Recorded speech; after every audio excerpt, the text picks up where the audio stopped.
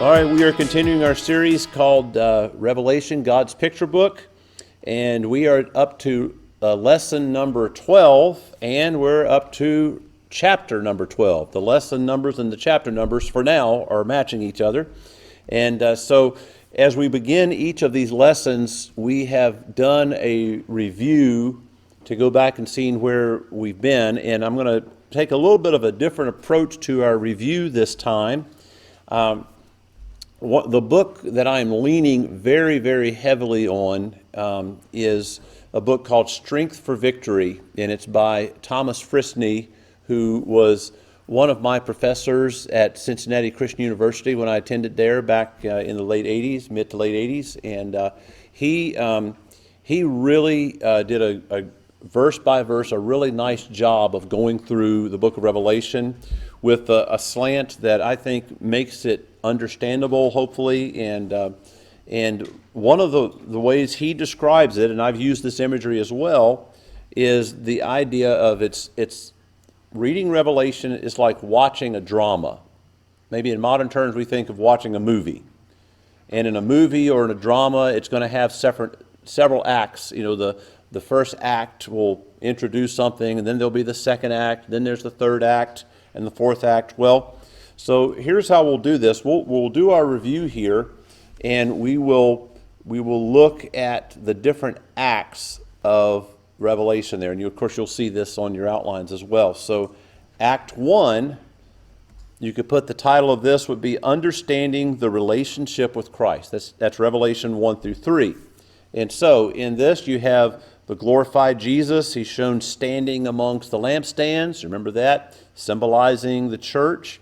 It's a picture of Christ's presence in the midst of a hurting church. And then in these chapters, he has some letters written and sent to some churches in Asia Minor. And so this whole part, chapters 1 through 3, the idea is showing that Christ is amongst the lampstands. He is among the church. He is present, and the church is not alone. So Act 1, as this picture book that we're looking at, is showing the relationship of Christ with the church. And so then that brings us to Act number 2. And this is understanding the judgment from God. And so you can remember we looked at chapters 4 and 5. In chapters 4 and 5, you have a vision of heaven. You have a scroll with 7 seals. You have the Lamb who's pictured, who's the only one that's worthy to break these seals. And you're thinking, what's on this scroll? What is written? What's the message here? And so then in chapter 6, the Lamb breaks open 6 out of the 7 seals, and each time he does, a message is revealed or a picture is shown. And the messages revealed depicts the reality of suffering for Christians. And so these images of horsemen and these types of things you see, it's the reality of suffering for Christians. So then you get into chapter 7. You have the first 6 seals. You're ready for that 7th seal, but you don't get it yet. You have an interlude, because it's pretty intense, those first 6 seals, these pretty intense messages, and then there's a little bit of a break in the action. And so chapter 7 features a beautiful picture of heaven. It serves as a break from the disturbing images revealed by the first 6 seals, and you have this different images and pictures and terms used to describe God's people. Then in chapters 8 and 9, you have the opening of the 7th seal. So, but what does that mean? The opening of the 7th seal is actually the beginning of the message of another group of 7, which is the 7 trumpets. So you have the opening of the 7th seal, which brings into the 7 trumpets. And so we see the first 6 trumpets in these chapters here. So then in chapters 10 and 11, that we looked at just 2 weeks ago here.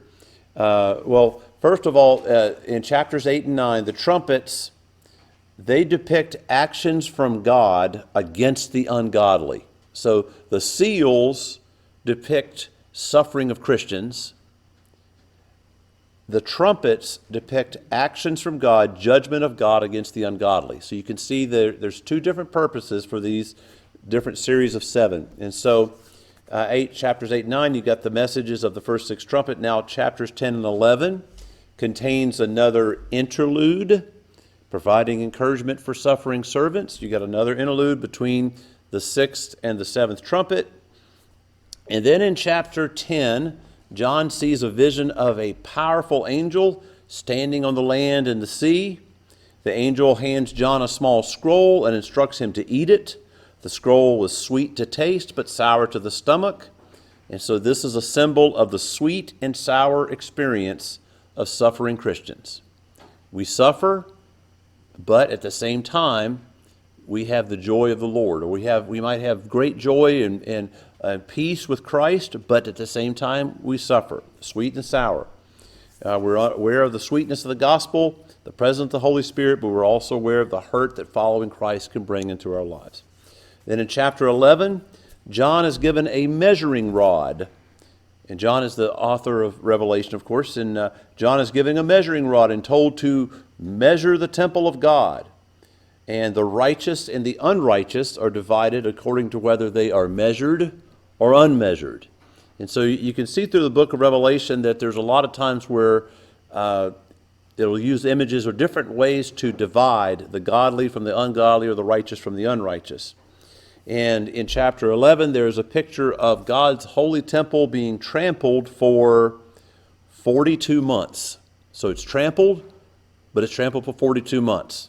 It symbolizes the fact that suffering is real, yet suffering is temporary. And then you have, if you can remember from a couple weeks ago, the 2 witnesses. There's these characters that are introduced here, and these 2 witnesses, they represent the faithful of the church, and they undergo persecution. They are killed by the beast from the abyss. So we see that character entered in. And so after 3.5 days, the 2 witnesses come back to life. This reminds the believers that death is not defeat for the Christian.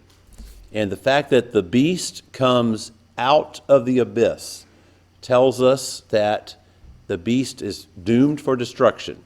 He is coming from the place of judgment, designed for judgment. So this whole book, again, is designed to give comfort for Christians, even though it shows some kind of scary types of symbols there. So the first 2 acts of Revelation help us to size up the whole picture of the suffering of Christians. You understand God's relationship with the church in Acts chapter 1, and then you understand God's judgment. You get this picture here, and it helps us to orient ourselves from God's point of view. And so we're looking at what we've seen so far. Here's some big summary things there. Yes, there is suffering, but Jesus is in the midst of the church. Yes, there is suffering, but God will exact his judgment one day. In other words, life ain't fair, but one day there'll be justice. Yes, the enemy seems powerful, but God is all-powerful. And so with this understanding, we're going to go into Act 3. And again, these headings are from the book I'm using as a main source to go through this study here. So now, that was a review, and now we are going to continue the drama here. And so not Acts chapter 3, it's Act 3, like act in a movie or a play. This is understanding why there is opposition. And so over the next few weeks, we'll get through chapters 12 through 14. Tonight, we're just going to simply look at Revelation 12, 1 through 17, and I think we have time. I can just read this out in one sitting, and then we'll go verse by verse here. So, Revelation 12, beginning in verse 1. A great sign appeared in heaven, a woman clothed with the sun, with the moon under her feet and a crown of 12 stars on her head. She was pregnant and cried out in pain as she was about to give birth. Then another sign appeared in heaven, an enormous red dragon with 7 heads and 10 horns and 7 crowns on its head. Its tail swept a third of the stars out of the sky and flung them to the earth. The dragon stood in front of the woman who was about to give birth so that it might devour her child the moment he was born. She gave birth to a son, a male child who, quote, will rule all the nations with an iron scepter, unquote. And her child was snatched up to God and to his throne. The woman fled into the wilderness to a place prepared for her by God, where she might be taken care of for 1,260 days. Then war broke out in heaven. Michael and his angels fought against the dragon, and the dragon and its angels fought back. But he was not strong enough, and they lost their place in heaven. The great dragon was hurled down, that ancient serpent called the devil or Satan, who leads the whole world astray. He was hurled to the earth, and his angels with him. Then I heard a loud voice in heaven say, "Now have come the salvation and power and the kingdom of our God and the authority of his Messiah, for the accuser of our brothers and sisters who accuses them before our God day and night has been hurled down. They triumphed over him by the blood of the Lamb and by the word of their testimony. They did not love their lives so much as to shrink from death. Therefore rejoice, you heavens, and you who dwell in them. But woe to the earth and the sea, because the devil has gone down to you. He is filled with fury, because he knows that his time is short." When the dragon saw that he had been hurled to the earth, he pursued the woman who had given birth to the male child. The woman was given 2 wings of a great eagle, so that she might fly to the place prepared for her in the wilderness, where she would be taken care of for a time, times and a half a time, out of the serpent's reach. Then from his mouth the serpent spewed water like a river to overtake the woman and sweep her away with the torrent. But the earth helped the woman by opening its mouth and swallowing the river that the dragon had spewed out of its mouth.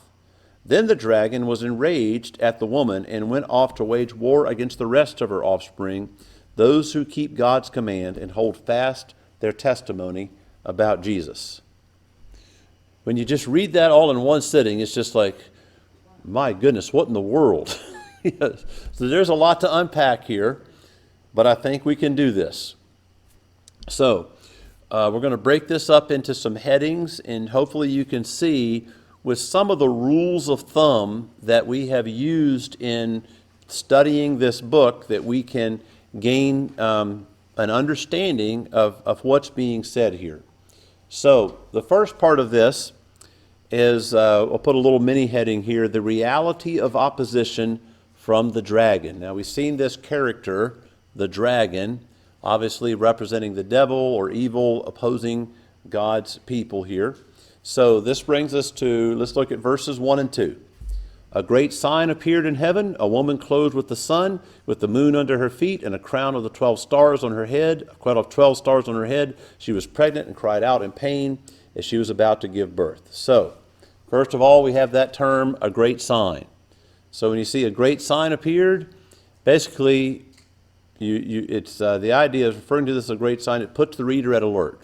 Listen up. Check this out. This is important. So a great sign appeared. So then, what do we see? We're introduced to this, I'm calling it a character, a woman in the drama here. Her initial description here, you have things like clothed with the sun, with the moon under her feet, a crown of 12 stars on her head. It kind of indicates that, okay, this seems like she's connected with the things of God and not with the things of the enemy. So you're kind of using that rule of thumb as you're looking at this. And so then we see something else. She is pregnant and in pain. So you're asking yourself as you're reading this, I'm just kind of going through kind of how your mind would go as you're looking at this. Well, wait a minute. How could such a glorious creature associated with God be experiencing pain? And so you have this image here that represents a paradox. And so childbirth is a wonderful, great moment, bringing life into the world. Childbirth is also a moment of vulnerability and a time of weakness and a time of danger. And so You have this image, just let that image kind of sink in, look at it as a picture, and then this brings us to verse 3. So, then another sign appeared in heaven, an enormous red dragon with 7 heads and 7 horns and 7 crowns on its head. So, we have another sign. What's that comedian? Here's your sign. What was that song that was out?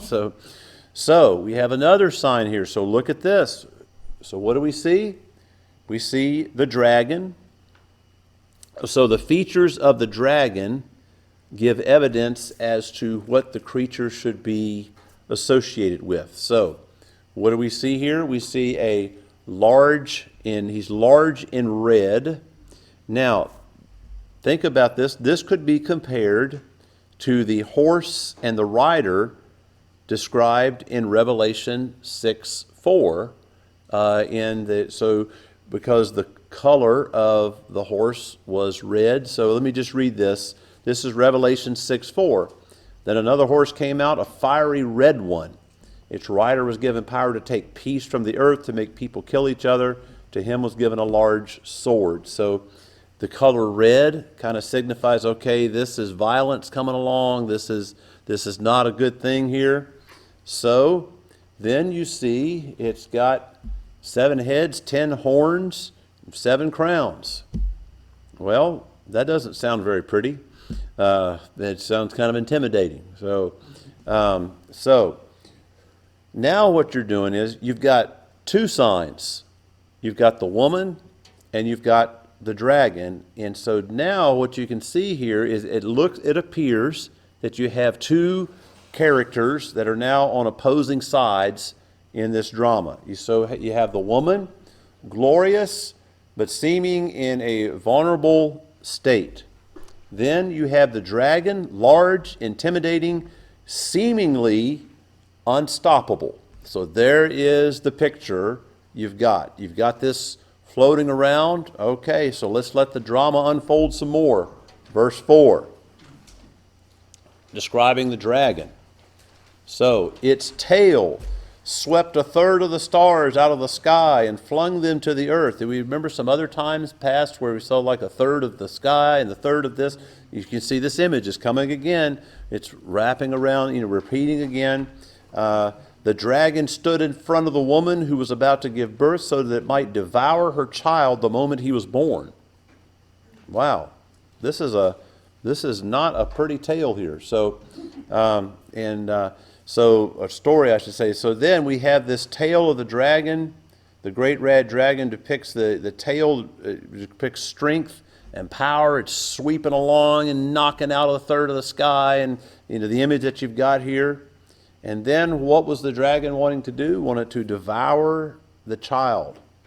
By all appearances, there would be nothing to stop the dragon from accomplishing his goal of killing this child.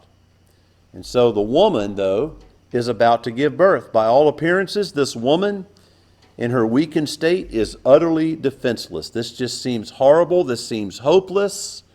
Okay, you're getting a picture here. Maybe this could be a message of hope as we come around here. So this brings us to verses 5 and 6.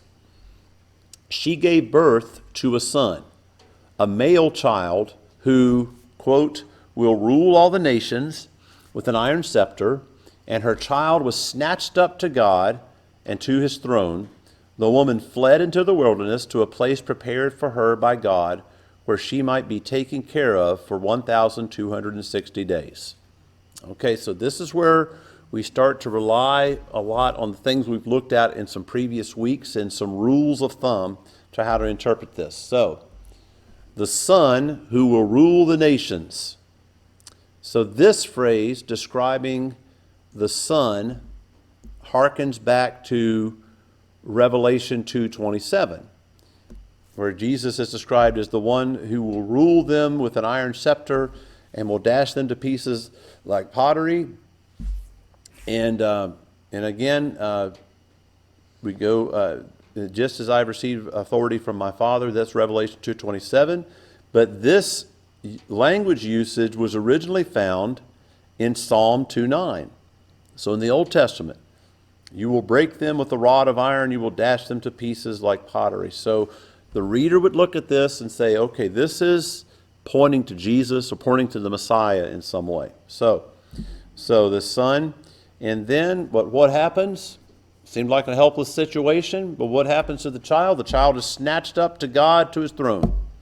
The great red dragon was no match for the child that's protected by God.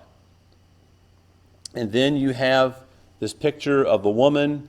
She is out in the wilderness for 1,260 days.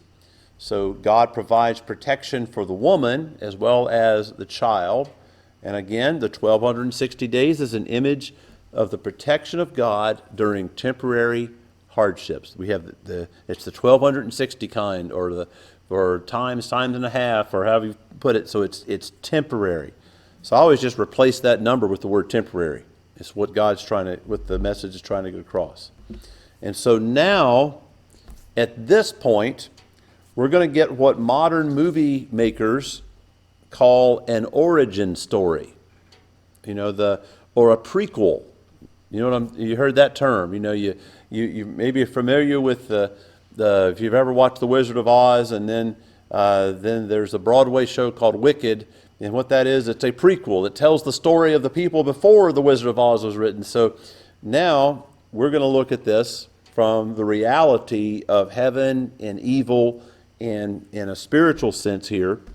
We're going to we'll be given an explanation of how all of this conflict arose between good and evil, between the devil, the dragon, and God, so that Christians can understand that their experience is part of a larger picture of the opposition against God's forces. So we'll look on into the background of the opposition here. So now we're going to see here the background story. All right? Verse 7 through 9. Then war broke out in heaven. Michael and his angels fought against the dragon, and the dragon and his angels fought back. But he was not strong enough, and they lost their place in heaven. The great dragon was hurled down, that ancient serpent called the devil, or Satan, who leads the whole world astray. He was hurled to the earth, and his angels with him. So what do we make of this here? First of all, we're introduced to Michael, who is a named angel, a chief angel, whose the name means one who is like God. You have that. And then you have the dragon and his angels. All of these are just all different names for the devil. And his angels are those that rebelled, and what we would come to understand would be demons today. And so the dragon appears to represent Satan, and his angels represent all who rebelled against God in heaven. And here is another clue here, a thing we need to kind of remember. He was not strong enough, talking about the dragon. So from the very beginning, the devil was doomed to fail. He was hurled out of heaven from the beginning. He knew he was going to fail. This serves as a point of reassurance for the Christian. Again, we have an enemy. We have a strong enemy. We have a strong enemy who's doomed to fail. He will fail. Because that old song says, I've read the back of the book and we win. And that's what this is about. So then talking about all those who opposed God, they lost their place in heaven. So this echoes something that is shared in another place in the Bible, Jude chapter 1 and verse 6. Actually, it's Jude verse 6, because there's only one chapter of Jude. And the angels who did not keep their positions of authority but abandoned their proper dwelling, these he has kept in darkness, bound with everlasting chains for the judgment on the great day. Again, it's just pointing to the fact that there was some time, before humanity, or at some point there was a rebellion against God. Sometime before Adam and Eve, because the serpent shows up in the Garden of Eden. So we're getting this background story, or the prequel, right here now. Another passage that speaks of this, 1 Timothy 3:6. Now this is in the context of trying to choose leadership, within a congregation. And one of the descriptions says he must not be a recent convert, and the reasoning is, or he may become conceited and fall under the same judgment as the devil. So the devil was full of pride, thinks I'm going to usurp God. I don't need God. And so lost his place in heaven along with all of the angels that decided to follow the devil. So, and then you have all of those names: the great dragon, ancient serpent, the devil, Satan, who leads the whole world astray. And so here, if you want to fill something in, fill in a blank. Whatever the name, dragon, ancient serpent, the devil, Satan, the purpose is the same: to oppose the work of God. That is the redemption of his people. So the work of the devil is to oppose the work of God, to oppose the redemption of his people. So there's the background story. But now we're introduced to another little subheading here. We see a power that is greater than the opposition. So whenever you decide to follow the Lord, you have an opposer to that, somebody that does not want you to succeed, and that is the enemy, that is the devil. I think it's important also to remember just who the enemy is. Now, the Apostle Paul says in Ephesians 6, our enemy is not flesh and blood. A lot of times we like to think of this person as my enemy or this group as my enemy. Our enemy is not flesh and blood. Our enemy is the deceiver, the accuser, the great serpent. And so the encouragement here is now there is a power greater than the one who is opposing us. So this brings us to verse number 10. Then I heard a loud voice in heaven say, now have come the salvation and the power and the kingdom of our God and the authority of his Messiah. For the accuser of our brothers and sisters, who accuses them before our God day and night, has been hurled down. So, regardless of the press of trials, the victory belongs to God. No matter how intimidating the red dragon appears, and no matter how intimidating the work of the enemy appears, and certainly it seems intimidating as we experience it, all the power, salvation, and authority belong to God. So I made a note here of that word, the accuser, the one who accuses them before God day and night, has been hurled down. What a fitting description of how the enemy attempts to operate in the life of a Christian. I think that is probably, in my view, one of the most accurate or fitting descriptions for our enemy, the devil.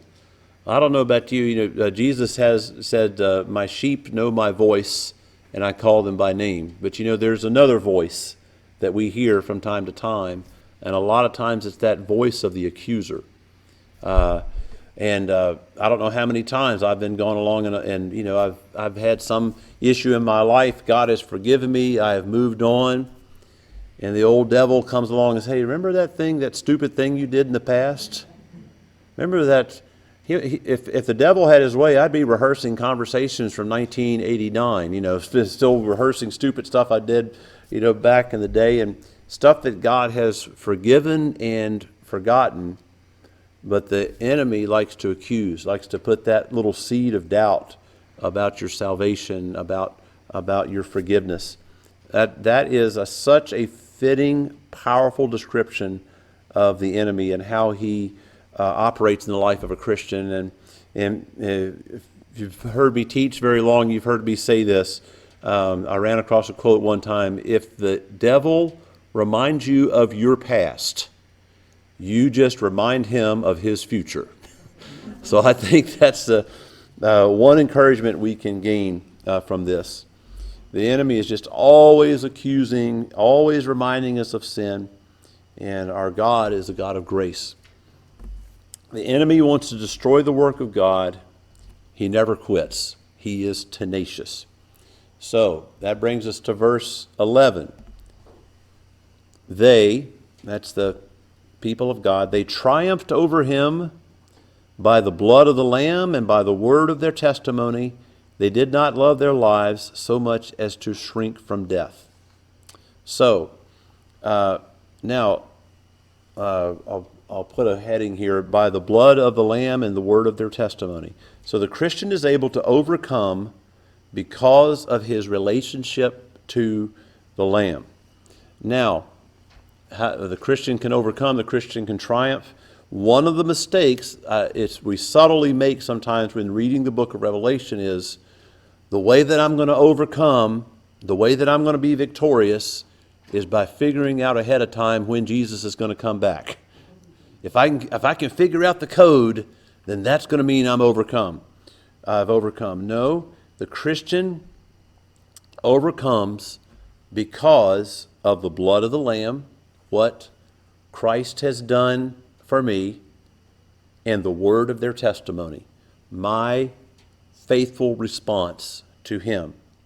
And so they did not love their lives so much as to shrink from death. So if you're wanting to fill this in here, the Lamb, our relationship with the Lamb, transforms death from a debit to a credit. That is a right relationship with Christ. So we triumph not by avoiding death. We triumph not by outsmarting the persecutors, not by even avoiding suffering. We triumph because of the blood of the Lamb and staying faithful to the Lord. Hang in there. You don't need to even shrink from death. So that again, this is an encouragement for suffering Christians. You see the pattern here, hopefully. This brings us to verse number 12. Therefore, rejoice, you heavens, and you who dwell in them. But woe to the earth and the sea, because the devil has gone down to you. He is filled with fury, because he knows that the time is short. So you see another division here of heaven versus earth. Rejoice, heavens, but woe to the earth and the sea, dividing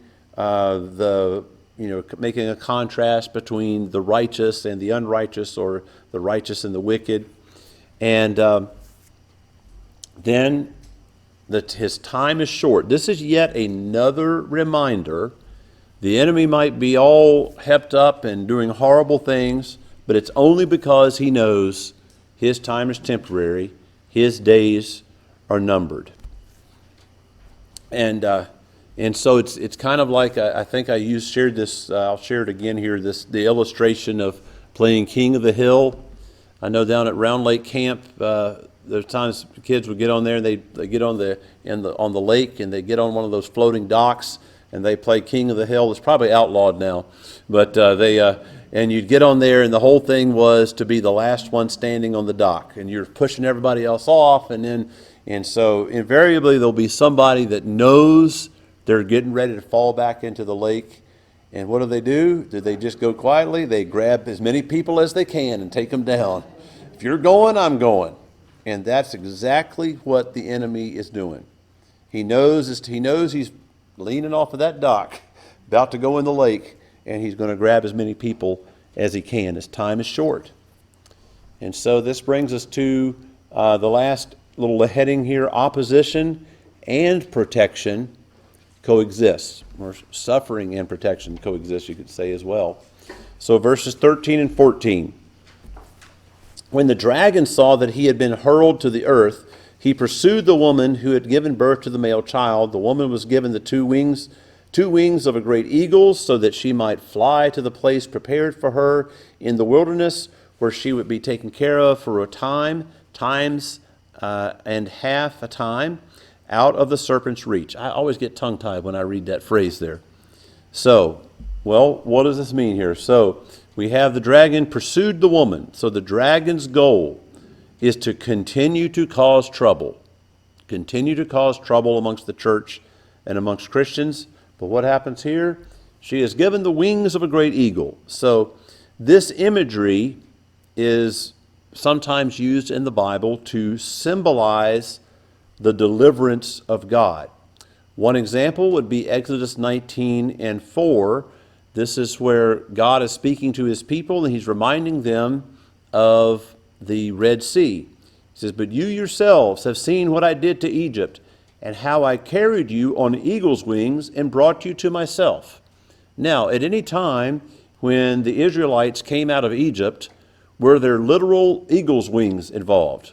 There was a Red Sea, there was a staff, there was Charlton Heston. Well, maybe Charlton Heston wasn't there.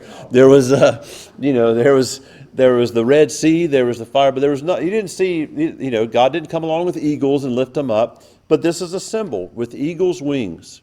One of the famous song that I think a lot of people in the Catholic tradition, they love that song "And He Will Raise You Up on Eagle's Wings." It's a beautiful song. Actually, I've had the opportunity to sing it a few times. It's this idea of God's protection. And so you see the church, the woman here symbolizing the church here, is being protected by God, even though she's being pursued by the enemy. And so then we've got this times and a half a time. This is a parallel to the 1,260 days. The idea is she's going to be in need of protection for this temporary time, this temporary persecution. So in those times, that's the way I just use that for shorthand for temporary. Then verses 15 and 16. From his mouth the serpent spewed water like a river. Now this is just getting confusing, isn't it? All right. To overtake the woman and sweep her away with the torment. But the earth helped the woman by opening its mouth and swallowing the river that the dragon had spewed out of its mouth. So, what's the deal here? Water from the mouth of a serpent. It's another image of how the enemy seeks to oppose God's people. He just keeps coming. He just keeps coming back, just keeps coming. And so now it's shown by water coming out of his mouth. But then what happened? The earth helped the woman. So this is likely drawn from the image of waters flowing from the mountains of Lebanon, only to be swallowed up by the desert. And so in that sense there. So it's, the serpent's pursuing, but the woman is being protected. And again, the term serpent and dragon are used interchangeably here. We see one's the enemy, one's persecuting, the one is being persecuted, one is being pursued. So what is the main point here? God's protection is real, but so also is the hurt from the serpent. Those things coexist. Those things happen at the same time. So it sounds like maybe this is something you might have heard in some previous lessons. And these themes of something you may have heard in some previous lessons in Revelation. Well, that is by design. When you repeat something over and over, you're making a point. And so what John is doing here and what John is doing through the inspiration of the Holy Spirit is painting this picture. Once again, you'll see a picture of heaven and the glory of God. You'll see a picture of the intimidating presence of the enemy. You'll see a picture of the suffering of Christians. You'll see a picture of the justice of God. You'll see a picture of the protection of Christians. And it goes on and on. It kind of repeats itself, but it's heading towards a final target here. So, you think that the devil's going to give up? Well, nope. Verse 17. Then the dragon was enraged at the woman and went off to wage war against the rest of her offspring, those who keep God's commands and who hold fast their testimony about Jesus. So, the dragon was enraged. The reality is the dragon, the enemy, never quits. If you ever think that the enemy is just going to say, well, I'm going to take today off, then you're kind of fooling yourself on that. The other thing I've heard said that's been helpful is that if you find yourself running from the devil, that means he hasn't caught you yet. If you're not running from him, there's a problem. If you're not running from him, or if you're not facing, that means he's caught you, and you're just kind of okay with it there. So in this section here, there were several targets that the dragon is targeting here, and this is all symbolizing God's people. Initially, it's symbolizing the ministry of Christ, the male child, which I believe this is a symbol of this is a symbol of Christ, and then of course the woman, and then the rest of her offspring, symbolizing the church here. So it's interesting. If you go back in the life of Jesus, there is an account in there. There are times when the enemy, the devil, tried to stop Jesus' ministry even before it began. One of those was right around the birth of Christ, when you have the king setting out orders to kill all children ages 2 and under. What's that? That's a picture here of the enemies trying to snuff out the life of this child, of the Messiah, of Christ. Later on, you have Jesus in the desert. He's fasting for 40 days. And at the end of 40 days, which I think is an understatement in the Bible, it says he was hungry. So at the end of the 40 days, he's hungry. And what happens there?